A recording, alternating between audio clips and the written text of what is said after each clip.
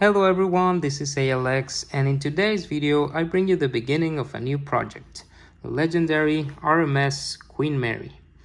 I bought this about 17 years ago from a Polish company called JSC. You can even see the stains on the paper because it's really old. I'm guessing this is a serial number from 2003, so that's like 20 years ago. But it doesn't matter because on the inside the sheets are in perfect condition. Fun fact, you can still get this very same model on their website.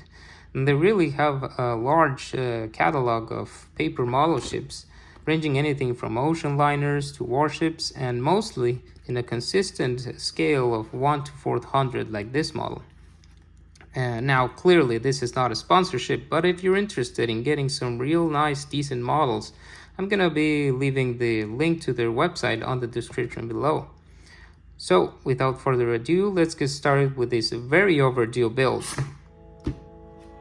Before I even begin to cut anything, the very first step I need to do is to disassemble the staple binding of this magazine. Using a couple of different tweezers to push and pull these very rusty staples, I was able to remove them carefully without damaging anything in the process. Right off the bat, I encounter my first problem, which is that this kit comes with the instructions in Polish. So I did a little research online and found some instructions of this model in English, but you will see why they ended up being useless later on in the video as I start diving into the build. Alright, so to begin the build, I make my life easier by cutting the sheets in half so I can work with a smaller piece of paper. As per the instructions, I start by cutting out the pieces that will form the main horizontal beam or vertical column of the ship. Here you can see me cutting my way through the various segments of this very long element, which will be folded up later into a triangular profile for rigidity. To finish these beam elements, I need to get some strip pieces first.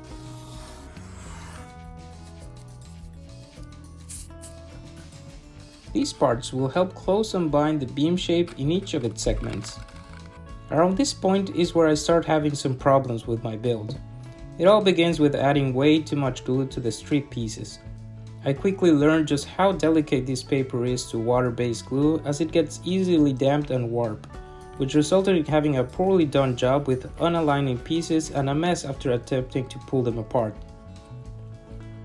Now about here is where I start to do things against the instructions.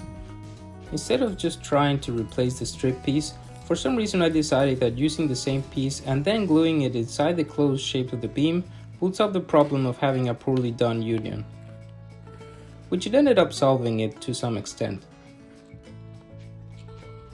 From there on, I continued this way of closing the segments as I felt it easier to handle and also for the sake of consistency. Here you can see the finished segments, all glued wrongly but nicely glued from the inside. So to join these individual elements into one, the set provides these pieces that fall into a smaller tube element that is made to be glued and fitted inside the ends of the segments.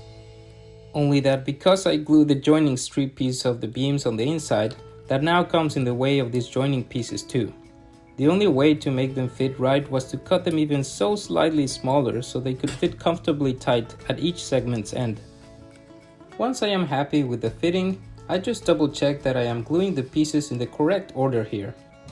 Then off I go, gluing all the sections together. Here I work my way through each joint by gluing only one end at a time instead of doing it all in one go. Again, just allowing myself to have some better handling time and precise control over the joints.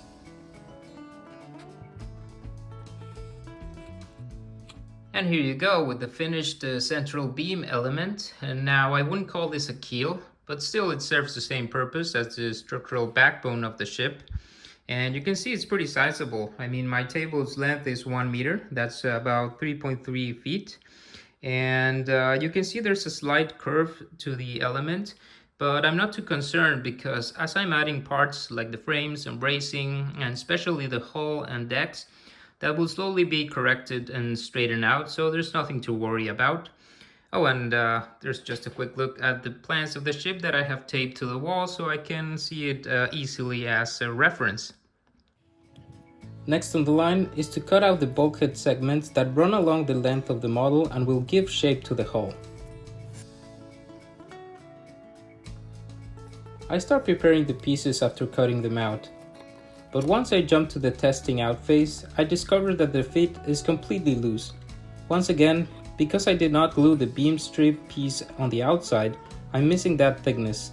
At the end, it was just a matter of cutting out little segments of some of the paper to fill out that space again at every bulkhead.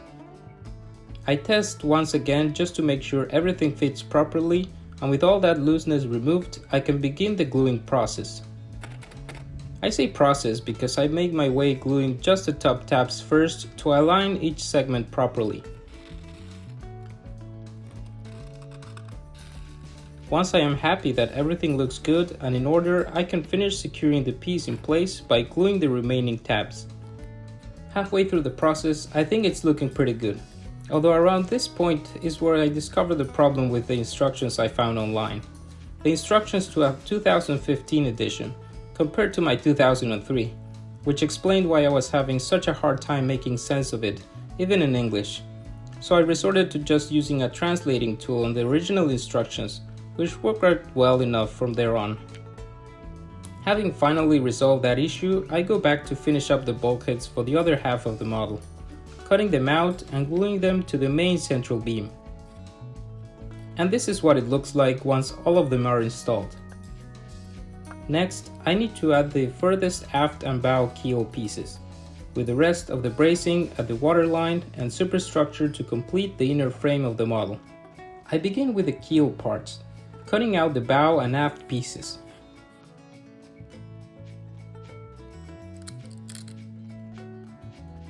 But soon I realized once again, because of my initial modifications, I encountered some issues with the test fitting parts. They are supposed to fit in the inside of the main central beam, but because I glued the beam from the inside, I now have to subtract that added thickness. You can see just how much I needed to remove comparing the modified aft section to the untouched bow. I modified the bow pieces too, and I can now glue all my parts together.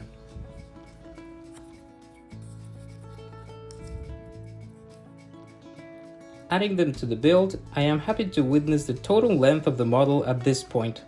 Quite a sizable piece of ship, I think. Next up, I prepare my bracing, starting with the cutting, scoring, and shaping of the superstructure pieces.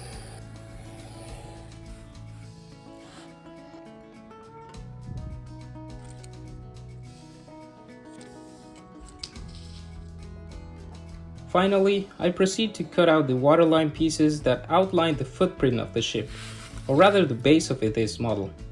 Along with them, also some tiny tabs that join the pieces together. Here is a look at all the bracing together, ready to be installed. The first thing I do before gluing anything is to mark the superstructure bracing with the lines that indicate the bulkheads down on the perimeter bracing. This way, I can further ensure proper separation and alignment when gluing on the pieces that lack markings. Now, I can properly start gluing the base, and connecting the pieces with their little tabs as well. You might notice a slight warping at the base, but I am not concerned as all that will end up being covered by whole pieces.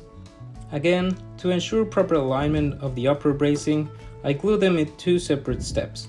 First, I align and glue the markings of the bulkheads I drew on the pieces, and then I glue the tabs behind the bracing that secure everything in place. I place some weight to press all the pieces together while the glue properly dries, and with that I have completed the main internal structure of the model. For me, this is one of the most exciting parts, just looking at the skeleton of the model and experiencing the structural similarities between this and the real thing. So this seems like a good point to end it for today. A big milestone was achieved with the completion of the inner structure, and I think I will have it displayed like this for some time before I continue. Thank you all once again for your time, and I hope you enjoyed watching me start a new project on this video. I wish you all have a great day, and goodbye.